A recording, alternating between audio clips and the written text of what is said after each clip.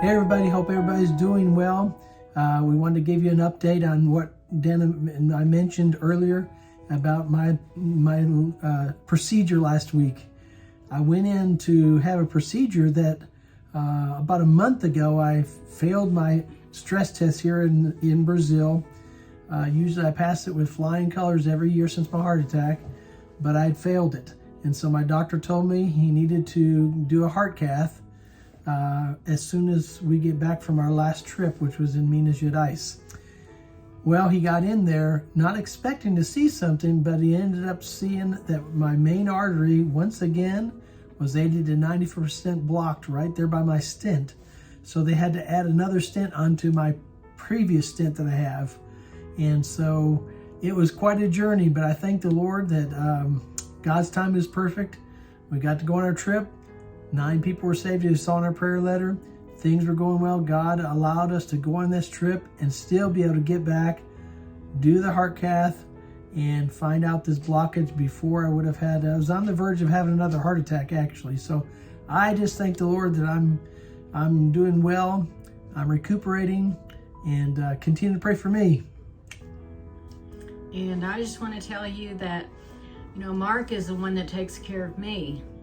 And so when I knew that he was going in for a routine heart cath, and knew it was going to take about an hour, so I went to a place to get some coffee.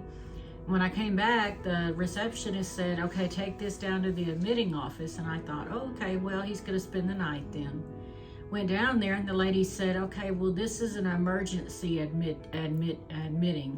And I said, an emergency? And it scared me to death.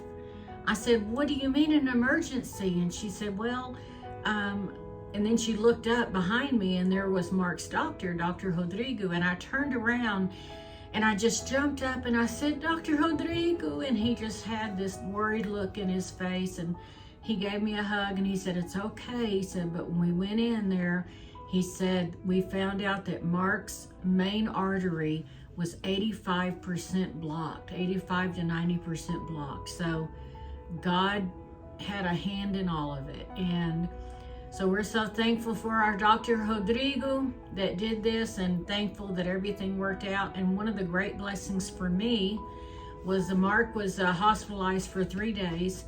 And one of the great blessings for me was that the hospital gave me meals for free every day, which meant that I didn't have to go and find meals for myself. So the moral to all this, the end of the story is trust God in the journey, okay? Because He took us on several journeys these last 4 months. We were able to visit all 14 of our projects, and God knowing that my heart was blocked, or my arteries were blocked, yet He still chose to allow us to do that and see all the blessings, and then come back and be able to have our doctor do the heart cath at the exact right time.